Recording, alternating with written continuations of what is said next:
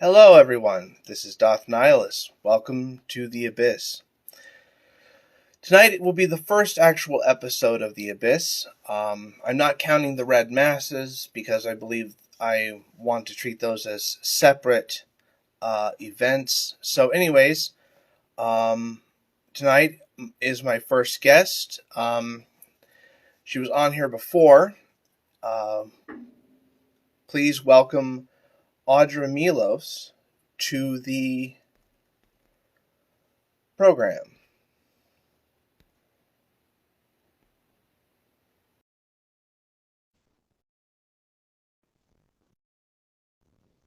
All right. I sent her the invitation. She should be on shortly. But tonight me and her will be discussing current events and a special segment that she is going to do. So I'm looking forward to that. Hello, Audra. Hello. Let me get my. There we go. There we go. How What's are you up? doing? How you doing? Good? Nice. Awesome. So, what current event would you like to start off with? The fact that I forgot his name already. George Santos was it? Got caught being a drag queen. Yes, It's always the bigots, isn't it? It's always the bigots. They have these hidden like things that they have ashamed about themselves that no one else gives a shit about. Like they're the only ones that are like, this is bad. So that's why they're like screaming about it in public. And yeah, he got found out. Like a few photos came up from him when he was younger of like him being a drag queen. And of course, came out and was like, it's a joke and all this stuff. And it's like, dude, like if you think that's cool to dress like a woman sometimes, like that's fine. Nobody cares but you, bro. Like, Yeah, I mean, so. really, honestly, it's not a big deal. The only ones making a big deal out of dressing in drag are the Republicans and conservatives. Yeah. And what's interesting is that a lot of people in the conservative worldview, they're like, oh my God, they're grooming kids and trying to spread this gay agenda and stuff like that. And really, when it comes, they're also claiming that they're sexually assaulting children and stuff like that. When really the ones that are doing it are the predominantly passing cis-het white men who are preying on children. And what's interesting is that all of that is those kind of things you see in the news instantly downplayed. You will not. Yeah. You won't even Like, see anything like that. and you won't, because the thing is, if a gay person or a trans person or anything, God forbid, got caught doing something like that, it would be, world news probably. But Right. it just doesn't happen. You know what I mean? Like people, and I'm not saying there aren't people in marginalized communities that aren't creeps or bad people even, but it's just so rare to find someone who's been bullied and hurt who is a part of a marginalized community. I always thought it was weird when I found like other atheists and things like that, or other agnostics who were bigots in some way, because I always tied bigotry to religion and conservativeness. So when I met like other liberals who had like shitty ideas and stuff like that about marginalized people, I was always surprised, because it does usually come from a different specific, more privileged demographic. So. Right. But maybe And when that's why they're abusing and stuff, is because they have all this shame locked up within them that, a lot of people who are open and free don't have that shame. So, obviously they're taking it and abusing it and, abusing others with it and stuff. So, yeah, and I kind of feel like there's a form of self-hatred that they hate themselves, and then by proxy that they are projecting that onto other people or groups of people. And I find with a lot of the liberals who have a lot of the toxic takes, a lot of their toxic takes comes from either implicit bias, cognitive bias, or or they really just have those views, and they're very, they don't express them unless they're actually like called on them, or they feel compelled to. They just kind of like they sweep it under and pretend like they're not like that, but then like they really are like that, so that basically just masking. Yeah, and the proof is in the pudding, kind of. Like, I mean, I think these people infiltrate activist communities and communities that participate in like spiritual, magic and like togetherness and love and all that stuff. They penetrate these communities and they think they're fooling people, but like they either come off as patronizing, like, hey, look, I'm part of the gang, right? And it's really even creepier, or they just don't put anything out there at all because they know that they'll get found out, kind of a bit. Like, it's just, there's no specific way to tell, but like, and I can even say that for myself when I was first starting out, coming into these communities, still learning and stuff like that. It was really, I kept my mouth shut because I knew if I said something fucking ignorant, maybe, I would get taught a lesson in a really humiliating way. So, educate yourself in private, listen to the people around you, absorb that. And that's how you become like a legitimate, authentic member of these communities, when you absorb their teachings and stuff like that. You're not just there to like spy, kind of a thing. Yeah. Which is, I get that feeling a lot around a lot of like hardcore liberal, cis white women, almost like myself, specifically, very like, I'm part of the club, right? And it's very like, but do you believe in this stuff? But do you abide by these like anti-racist, queer hating stuff? Do you actually believe in And what's those? interesting is like for example, within feminism, I consider myself a feminist, for the most part. But within the feminist movement, what you see, what you'll see is, I'm Princess Joy. I would love to have you on a later date. But our episode is just the two of us. Unfortunately, I'm sorry. But I'll message you, and we'll schedule something. Okay, thank you. Um, and but anyways, within the feminist movement, I have to say that um, what I've seen from other, and expressed by other women is one, when it comes to poor women or or buffering, when it comes to poor women or black women, they're always kind of treated as less compared to the more. That was such a pain in the butt. I'm so sorry. I think my internet like crashed or something. Anyways, let's pick up right where we left off. You were talking about how black women get ignored in the media. Yes. I'll edit that in post. I've heard that so many times this month. I'm starting to get better at editing, at video editing. Me too. Anyways, so like I was saying, poor women, black women, and trans women are increasingly marginalized within the feminist movement.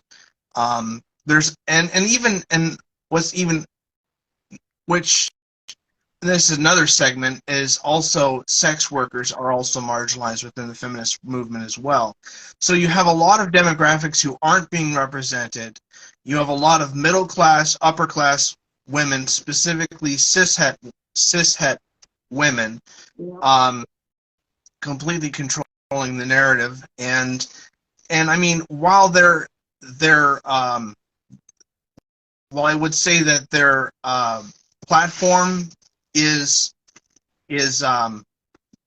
okay, it's good, the fact that they alienate so many intersectional demographics within the movement, those voices are being excluded from it, and including as part and parcel of their platforms as well. So those things definitely need to be addressed within the feminist movement. It's not, and I will say first, right off the bat, that's not my place to I'm a dude. not my place, not my, I'm only here to elevate voices, not to, like, I can point out what I feel is personally wrong, but aside from that, I can't really do anything.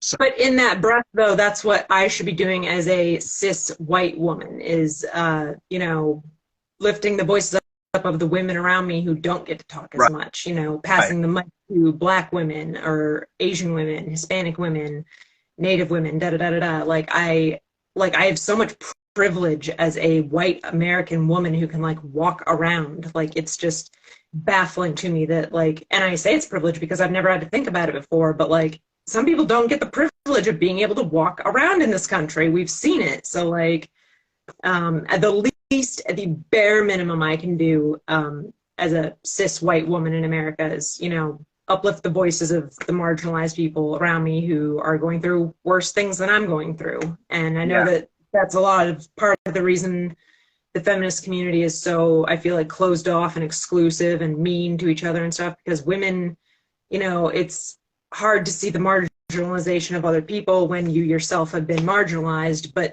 there's people, like, I understand that women are going through things, but other people are going through things too. Black women, disabled women, even just white women who live in other terrible countries, like just, you know what I mean? There's other people who are going through things that are equal to or worse than you, so uplift them then. right, right, 100%. And that also kind of um, touches on something that I've talked to my wife about, because we have these deep conversations too. You got Um, to if you want to stay married, yeah. yeah. I told her, I said, I find it interesting that a marginalized group, as much as women have been throughout history, that they that especially TERFs Mm. have they marginalize other groups in order to elevate themselves. Like, I'm sorry, but marginalized groups should not be used as a trampoline in any kind of political or social, Yeah. economic sense. And I just don't understand why, being marginalized yourself, you would also want to shit on another marginalized group. It just Yeah. doesn't make sense. It's In very that way, it's kind confusing. of ironic. Yeah, it is, and it's very. I don't understand the mentality of people who I may have said this before. The people who like think I've suffered in my life, so other people should have to suffer. Like life served me a shit sandwich, so now everyone has to take a bite, and that's kind of Republicans and conservatives sort of mantra. Like I had a shitty childhood that I had to recover from and it almost killed me. So now everyone should have to go through that. And it's very like everyone else is like, no, that's not how it should be. What's wrong with you? Like, go to therapy. Damn. Yeah. But to kind of come back full circle when talking about drag queens, Mm. um, you know, I really think that, I mean, I've been to my fair share of drag shows. I know that the college town I lived in for many years, Marquette, Michigan, Uper college town. NMU used to have drag shows, and Ooh. some I've met a lot of really amazing people, in connection with those drag shows. And the only thing I would say that when it comes to having a bad experience at a drag show is the really subpar lip syncing. That's really the only thing I have to say. It's the only bad part about drag shows. And I They can think, dress up, but not all of them can sing, honey. yeah. Um, but aside from that, I mean, I really feel that focusing on those aspects, on that specific group of people, is, this whole culture war is meant as a system of division, and division Yeah. is only really played as a way to misdirect people, and that's Yeah. that's what I That's feel a red like this flag. culture war is. It's completely manufactured based on two things: fear of the other and hatred, whether that be internalized hatred of themselves or simply using hate as a weapon to again misdirect people. So that way they and their benefactors, aka the top 1% of this country who Yeah. is raking in the profits, can go to straight to the freaking bank. Yeah. Because as long as people are divided against themselves, whether the division is real or imaginary, Yeah. that only benefits one group of people. Exactly. Yep. And it's strange. I also feel like the right, the hardcore, like conservative Republican people, I feel like they either keep their mouths shut or their fighting is so because they all hate the same people. So it's very easy to be civil within a community like that. And in a community where everyone's hurting and everyone's marginalized and everything is, uh, a little bit different, it can be harder to organize. And they obviously, have access to better resources and more resources and money and things like that than marginalized communities do. So it's easy to fight amongst ourselves. It's easy to metaphorically throw some food on the floor and watch all of us peasants scramble to see who gets it. But and again, before I say anything else, I want to touch on your thing with this whole self-hatred thing, circling back to the drag queens thing. We do need to open up some kind of conversation, maybe not today or maybe today at some point, about, yeah, that whole, like him getting caught for performing in drag or whatever he did. And like, then now like turning and, it's kind of weird how it happens, the whole, And like that's just circling back to the whole Republicans that come out and it turns out that they were either gay or that they were either, um, you know, or maybe they're closeted trans or something. And the self-hatred that comes with that and the whole, I feel bad, so I see other trans women enjoying themselves and being free. How can I destroy that? right. Kind of a thing. And it was like what I was talking to my it was like what I talking to my wife earlier. It's that um I tell my wife that she's beautiful every day, and she doesn't see that herself. She struggles with that. And I told her, I said, I used Kabbalah as a kind of like a way of giving her like a parable almost. I told her, I said, I told her that when I say that she's beautiful and you don't see it, it's not that my perception of you is wrong. It's that your perception of you is wrong, and that when God, in order for God to understand, to have knowledge of Himself, He had to look in His own reflection, and thus created chokma, knowledge, and so He gained knowledge of Himself, and it wasn't until he you know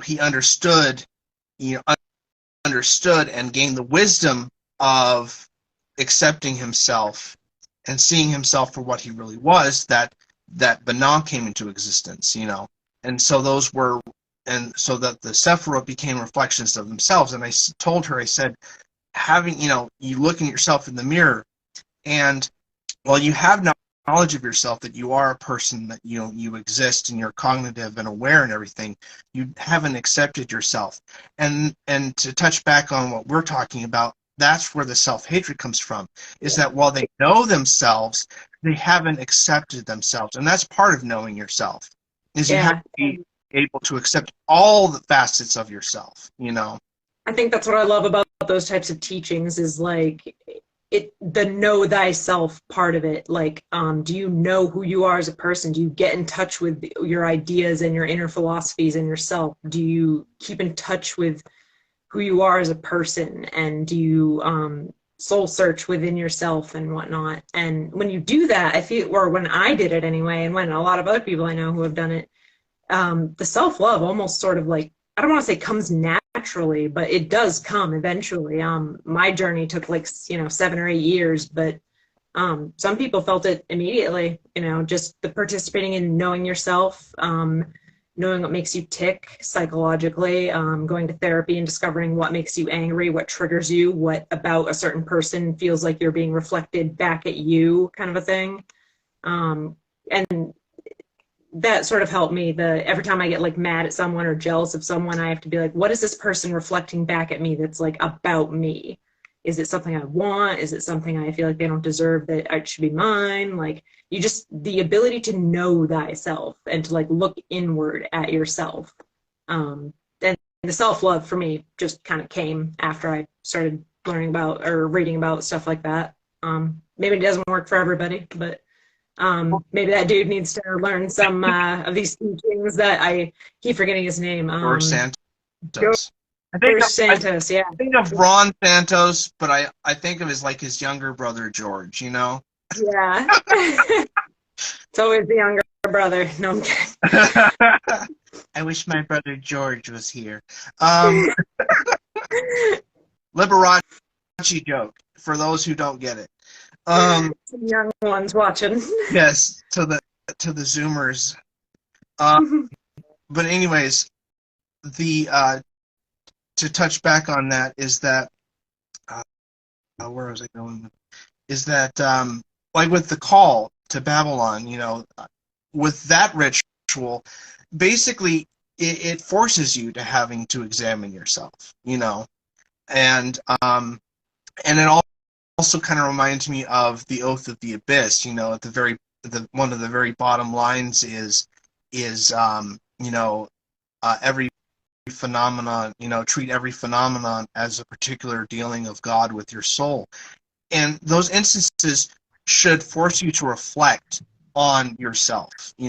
If someone, especially with the implicit bias, you should be looking at every experience in your life as a teachable moment, as a way to reflect on both your existence and your experience in it.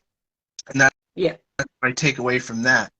But yeah, the self-hatred is, even like, for example, Lindsey Graham, and his ladybugs, as it's being called. For those who don't know, just look it up. It's hilarious.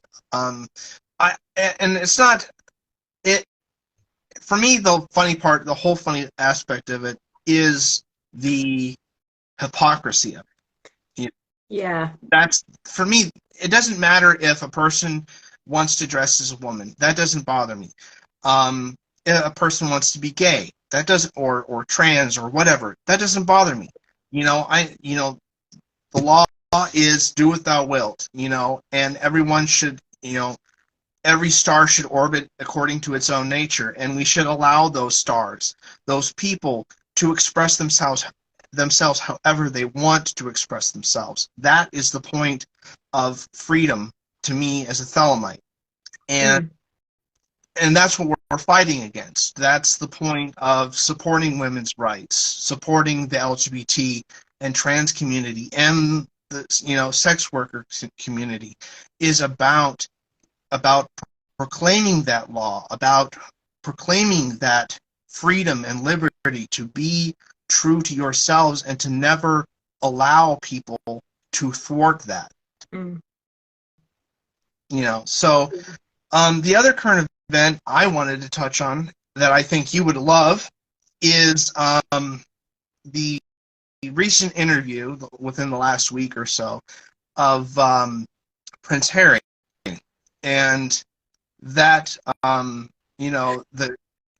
the cognitive bias he was talking about. Now, my issue with his statement is that he treated cognitive bias as almost like a pass.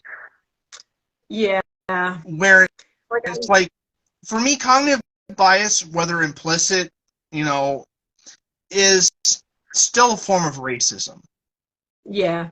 And it's still biased no matter what it is. It's still exclusive of black women, in this case, Meghan, I'm sure. Right. And I imagine there is racism in the royal family.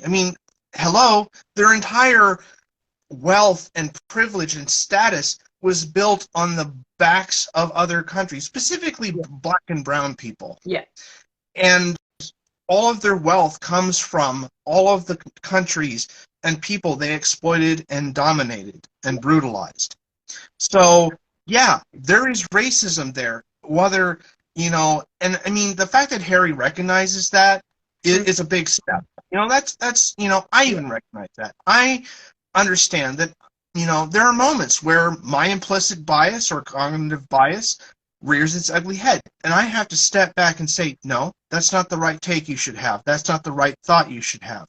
You need to, Right. it's like perception, event A may create some level of implicit bias. And the same thing with event B. But event C, which encapsulates all both events, event A and event B, actually completely change the perspective on the entire actual event, the reality of the event, And so we have to try to quote Ra's al Ghul from Batman Begins. We have to never. We have to mind our surroundings. We have to look beyond our simple perception of things and see everything, a much bigger picture, Yeah. And that's really where I'm coming from with that. And cognitive bias doesn't excuse racism. What we can do, in my opinion, and correct me if I'm wrong, is we have to be anti-racist. We have to be verbally and actively calling out racism when we see it. Yeah. Even if it's like super uncomfortable, because it's really fucking uncomfortable experiencing racism or being quiet while someone is experiencing racism next to you. Like, I would rather be a little bit uncomfortable speaking out than like just sitting there uncomfortable letting it happen. You know what I mean? And I'll be honest in this moment, because I feel like talking about my shortcomings is a great way of saying I'm not perfect, and Yeah. and I struggle with confronting my father, my parents specifically, with their racism. My mother's is subtle in the sense that she's not openly racist. She's not blatantly racist. She like, for example, we went to the supermarket, my supermarket that I work at, and we were about to get in line and stuff, and we didn't notice that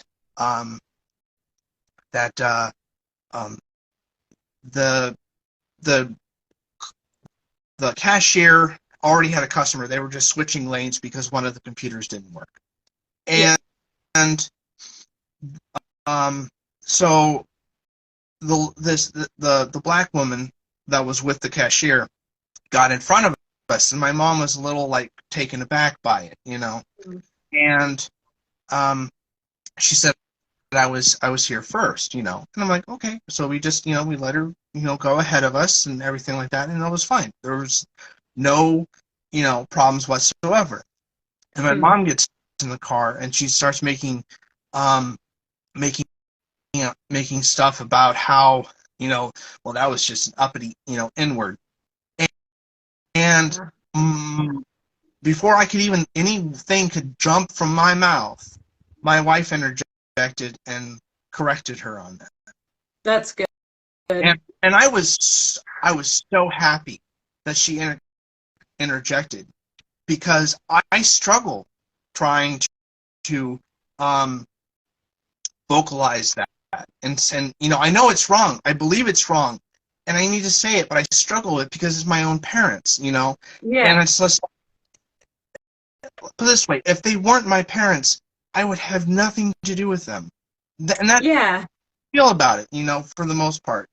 Not so. I mean, I love my mother, I love my dad, but I struggle with with that aspect of things, That's a conversation my sister and I actually had a few years ago. We right, were saying, do you think that we would be friends with some of these family members and close relatives if we just like met them in right. passing, if they weren't blood related to us? Do you think we would like them? And my sister was like, I don't think we would like our grandmother. I don't think we would like our grandparents. I don't think we would like our father if we just like met him as a person, like at work or at a networking party or something. I don't think we would like these people. They're not couth. They're not intelligent. They're not kind. They're not empathetic. They're not progressive. They have old, obsolete ideals that just aren't useful anymore. Like, we wouldn't bother with these fucking people, but they're blood related to us, and they changed our diapers, so we feel this weird, like, I don't want to hurt their feelings kind of a thing. Yeah. Ugh. I mean, and my father, I would say, is much more vocal. And when I make a point to correct him, but I don't just like call him a racist, because when you call people like names and stuff, they instantly just shut down. Yeah, they're not gonna listen to I've been so grateful to have moments where I said something ignorant, where someone, just kind of politely presented their side and presented the evidence that I was being, crappy, and I accepted it and just moved on, Right. kind of thing. I've also avoided correcting people not to hurt their feelings, but to avoid physical violence inflicted upon me, because some people just can't take critique. You tell them, hey, you can't say Yeah. that because, blah, blah, blah. And before you even get a chance to say what you have to say, they're already like, I'm not a racist. You can't talk to me like that. And it's Yeah. just, They get in your face, or they physically assault you. they flip Um, over a table and leave the room or something. And it's like, we can't even have this discussion then. right. But for me, like, I try to give him facts. I try Yeah. to educate him and use that moment as a moment of education, from what I've learned from other people within those communities, and I feel like that's the right approach to do that, whether what they do with that information is completely up to them, but Just that, present the correct information. And, if they feel like you're calling them a bigot, just be like, hey, I didn't say that. Maybe if I say, gay people deserve basic human rights the same as straight people, and you get all defensive and you take that as I'm coming after you for some reason, that's on you, man. Like, yeah, I but didn't do anything. I just presented you with some facts. yeah, but that's my struggle, is having the courage, because sometimes I don't have the courage in that moment to Yeah. actually voice that. But I'm thinking it. I'm thinking it's in my head, but that's not the same, just because I'm thinking it doesn't excuse the fact that I'm not saying it, and so that's my personal shortcoming and all of that, and I just, want to say that I'm not a perfect ally, but I Yeah. try. I make an effort, and I feel like that should, that I'm listening, and that I'm trying to do better, So I feel like that should give me some leverage, when it comes to. I hope that's.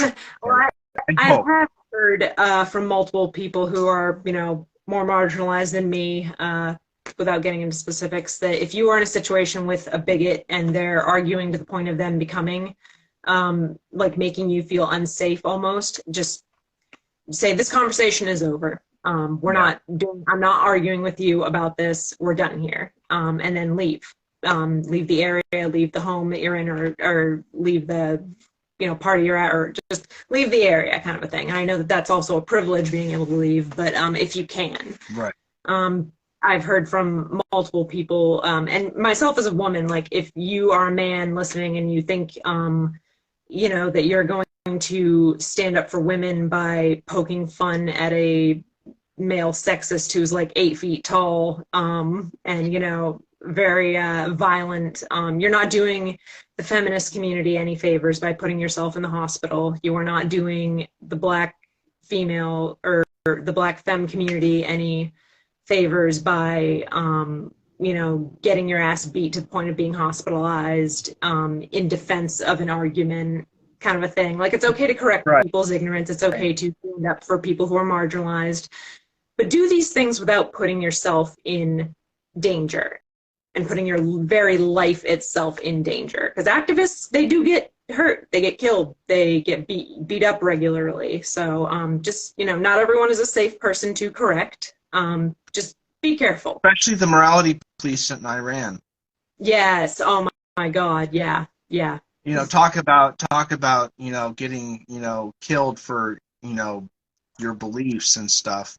You What's going know, on over there is just maddening. But I can't believe that like young men are like, they're doing that though. They're like standing up to these morality police, and they're getting killed. They're getting beheaded. They're getting shot. They're being attacked. They go missing, and they're doing all of this for women's rights over there. And it's like, on one hand, it's inspiring, but on the other hand, it's nauseating and it's sickening. I don't want our young men to have to do this. well, what's interesting is that I was reading a long time ago. I read about the February Revolution in Russia before the October one.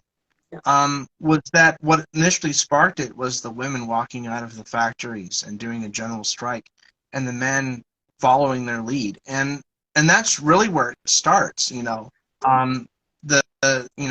women were the ones that in Iran were the first ones to make the vocal display and protest and demonstrate and stuff like that, and then the men followed with that, followed the lead in that. And that's really, I feel like, marginalized groups should not depend on those who are not part of that community to stand up for them. But unfortunately, that's how it works, isn't it, though? I mean, yeah. If you're privileged enough, you're supposed to uplift. Right. If you climb the ladder 3 feet, you're supposed to help the people that are on the bottom rung get up to that 3rd foot. And as a white woman, as a cis white American woman, it is my job to uplift the women with me who, are on the bottom rung still because of women like me who won't uplift them, who kick them down on the bottom rung. Like, it's, and I feel that way with white people in general. It's our jobs to use our privilege to uplift them. And maybe men, I hope that a lot of men feel like, if you're in a room full of dudes and there's a couple girls and, they're getting like bullied by the men or sexually harassed or whatever, I just, I feel like, I hope that they feel like maybe it's their job to stand up for us too, the way that we're trying to stand up for ourselves. Yeah. Kind of. And I hope that I'm being a good ally to women of color and trans women. I hope that I do uplift them. I don't want to be the woman that keeps them beneath me on the rung of hierarchy and privilege of how things in society work. I think for me, the reason I said that was because I am deeply cynical of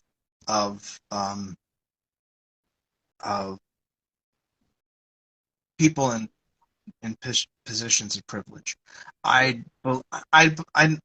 everybody is like me. Not everybody is passionate about, using their privilege as a way to elevate other people's voices. Well, there's a fear that comes with that. If you use your privilege to help others, you might lose that privilege. Yeah, there's. But I mean, part of me also believes that that my privilege is not so easily taken away as other people's. I have a lot of privilege that a lot of other people, even with my complexion, don't have. And so I don't want to say that I'm not untouchable in that regard with my privilege, but that it's a lot harder to knock someone in your position down a bit. Yes, though I mean, with the current Senate, the current House rules, I worry about the fate of not just myself, but of other people who are disabled, who are elderly who will be kicked off of those services. And, a lot of people, what's interesting is that, and that goes back to why people, goes back to people voting Republican, is that they vote Republican, but then, they hear rhetoric from the Republicans saying we need to cut Social Security, we need to cut Medicare, we need to cut all of these entitlements, which they aren't entitlements. Right. Your tax dollars, the money you contribute, pay for them. And really what they want to do is they want to take that money that you are putting into those programs and give it to their rich donors who are funding their campaigns. And they might get it. They just might. George Carlin said that, they'll get it. They'll get it all. Because, it's kind of, I was watching the excerpt from the Dictator with Sacha Baron Cohen, where he's talking about dictatorship. Why aren't you more in favor of dictatorships? And it reminded me of the term, I want to say inverted totalitarianism, that, we live under a dictatorship. It's just not one that you physically see. It's not like Mussolini or Hitler or Mao or Stalin. It's one that is completely insular. Yeah. It's not just, and not just one person is the representative of that dictatorship. It's an entire class of people who represent that dictatorship. It's very off paper, very behind the scenes. It's not one person doing a thing. What the conservatives and the Trump people call the deep state. Yeah. And it's like people who are anti-Semitic, they like to say, well, the Jews are ruling the world. It's like, no. They're missing the point. See, and that's the anti-Semitism in that regard, in that conspiracy theory, is misdirection. Yes. Total misdirection. It is not a specific ethnic group. It is a class of people whose state the interests protect, period. Yeah. And that's it. That's the end game. It's not the Illuminati. It's not the Trilateral Commission. They don't have a name even. They don't. It's not like a little secret club. They don't call themselves like the Dingalingers or some shit. like it's very off paper. These people, I doubt they even have social security numbers or official birth certificates. Like, I'm telling you, it's that secret. And it's like, okay, and it's another Carlin quote. He said that you don't need a formal conspiracy when interests align. Yep. Yeah. Exactly. There's all these shitty people. And the thing is, I think a lot of people think like, oh, the lizard people are running things, or there's, interdimensional aliens running things. Whatever is happening, I can just say this. I don't know if I believe in all of that.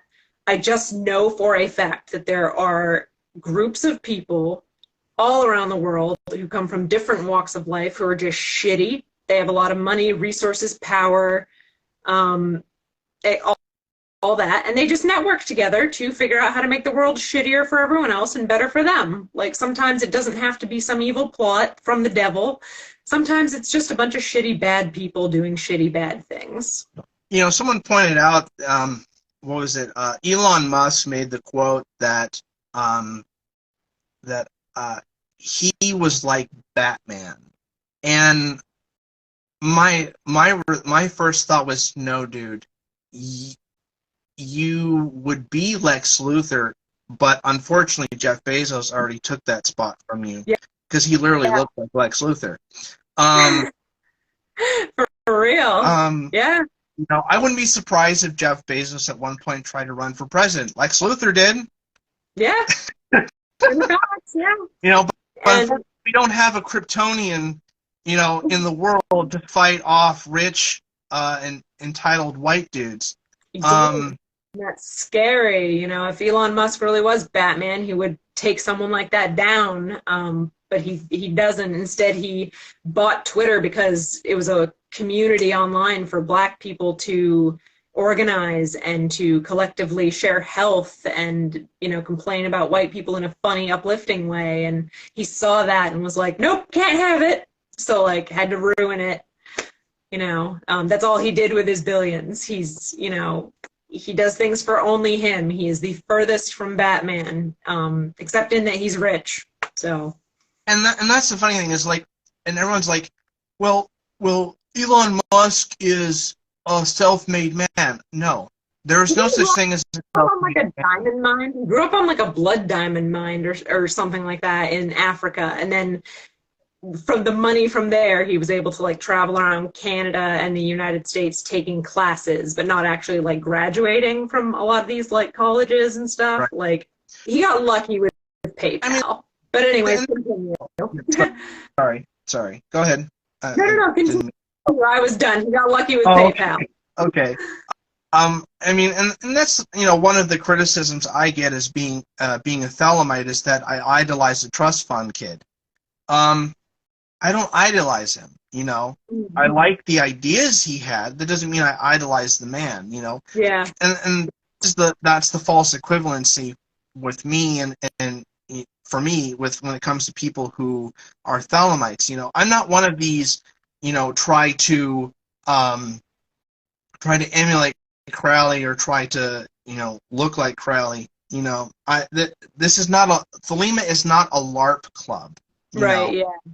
It's about doing your will, about being true to yourself, not, you know, trying to emulate somebody else. I mean, someone might point out my short hair, but that's the reason why I don't have to worry about, you know, bedhead in the morning, you know. Yeah. I just want to say I believed in Elon Musk, and I still a little bit am hoping he is smart enough to like get his shit together as a man and just be like, wow, maybe I need like a couple rounds of therapy and then I'll be done. Like I don't think he's unfixable. I think there's a lot of unfixable, crazy, bad people in the world. Elon Musk isn't one of them. I think he's just kind of like a tech nerd who had a bunch of money and wanted to look cool for a second and then kind of just like did a little oopsies kind of a thing. I think Musk is like Thomas Edison 2.0. Yeah. He like Tesla was not his invention. He just bought Tesla from somebody else and then became the figurehead and spokesperson to the point where nobody remembered the other guy. Yeah. He bought SpaceX, same thing. He has simply been profiting off of other people's creations, and he just so happened to pick a social media platform when he knows nothing about the intricacies of social media other than the fact that, you know, I want free speech. No, what he wanted is he wanted a platform for himself and people who think like him and X anybody else who might even have a contrary opinion. Yeah. For example, anybody who criticized him on Twitter immediately got suspended or banned outright. Yeah. So, I mean, that's something Lex Luthor would do, you know what I mean? Like, he would do that. Right. So it wasn't about a free speech for him. It was about empowering people, you know, his cronies and people like who think like him. Yeah. And I'm all about, you know, freedom of expression and you know, the right to, you know, speech and stuff like that. But, you know, there's a fine line between freedom of speech and freedom of association. You are allowed to speak, you know, your mind, but nobody has a right to give you a platform. That platform is purely privilege. Yeah. And that's the problem I have, is that in our society with, you know, people who get famous for, you know, for some of the most stupidest reasons. And I'm not one who's seeking fame or popularity or anything like that. I just am on here because, you know, I like doing it. I like talking to people. I like sharing my opinions and stuff like that. I'm not doing this to, you know, be able to afford a yacht, you know, Right. like the dude, like, hey, we should have a public yacht club, you know, we want everybody to experience the power of and benefit of having your own, being able to drive your own personal yacht. Yeah. Fuck that. Fuck that. No. You know, but lost my train of thought. That's the problem with going on rants. You said you didn't want a platform, or that you did, Oh, but just to talk to people. people. My point was is that people who get a platform the most stupidest people. Yeah. And it's like, and it's, I you know, and that's the thing I struggle with the most is, you know, I want to have faith in humanity. I really do. I want to see the potential that the human race can achieve, you know, Star Trek, please. Yes. But at the same time, I'm just like, well, we keep going in the opposite direction. Yeah.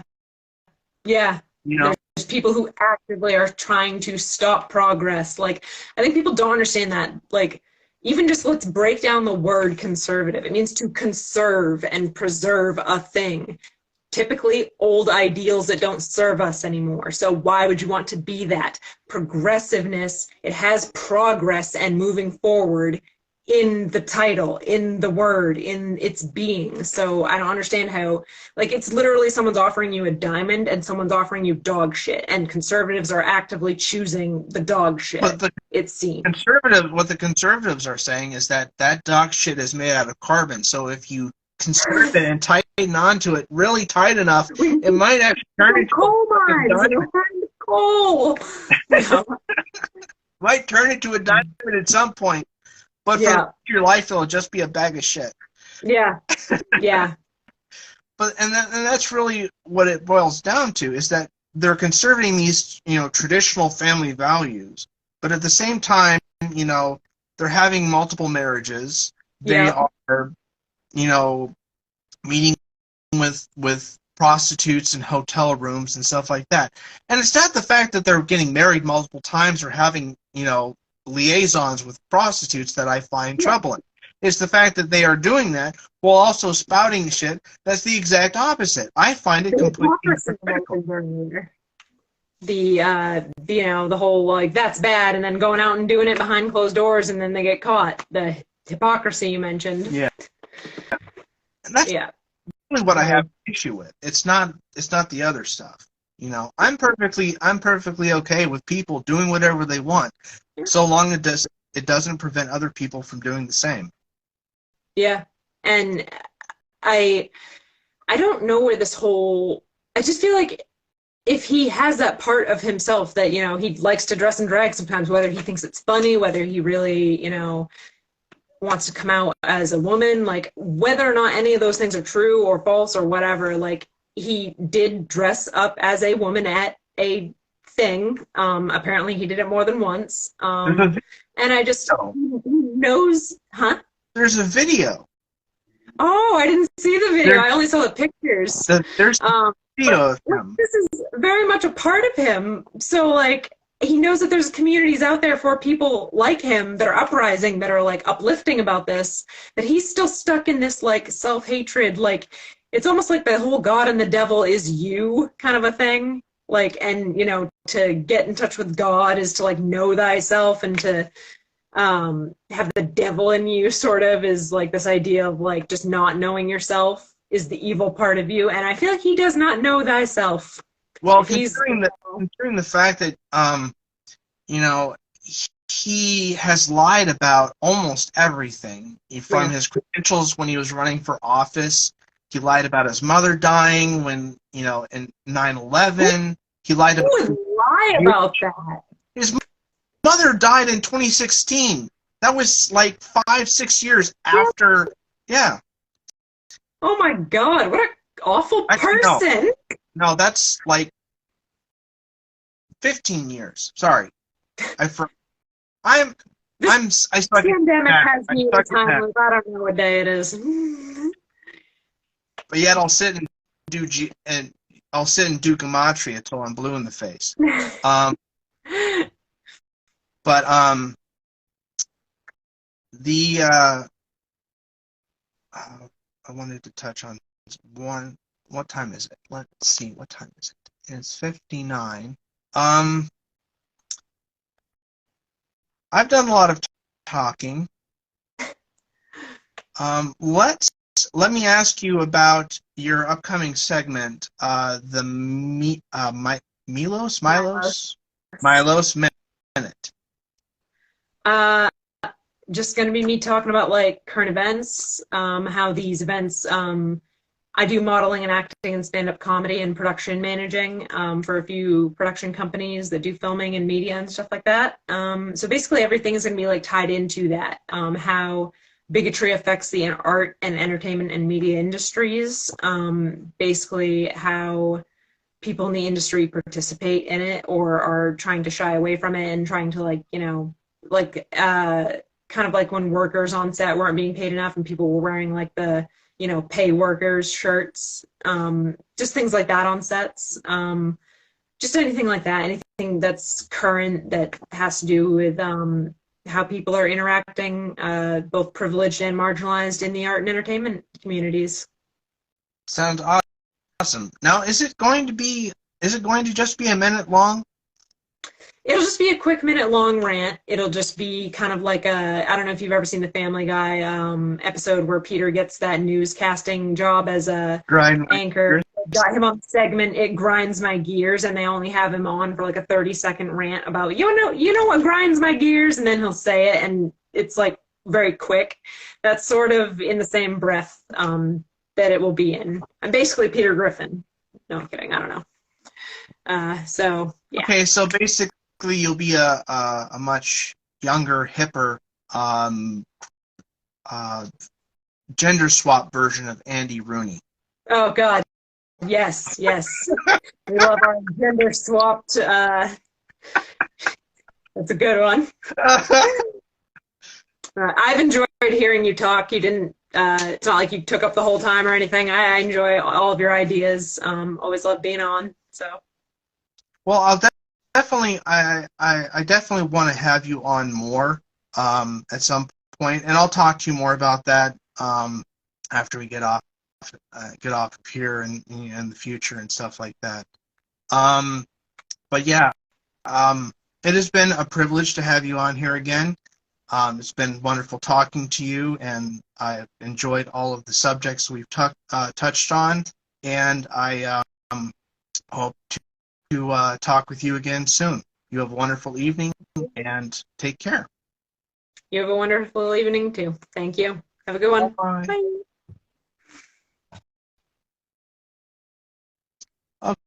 Okay, I hope you guys enjoyed our show.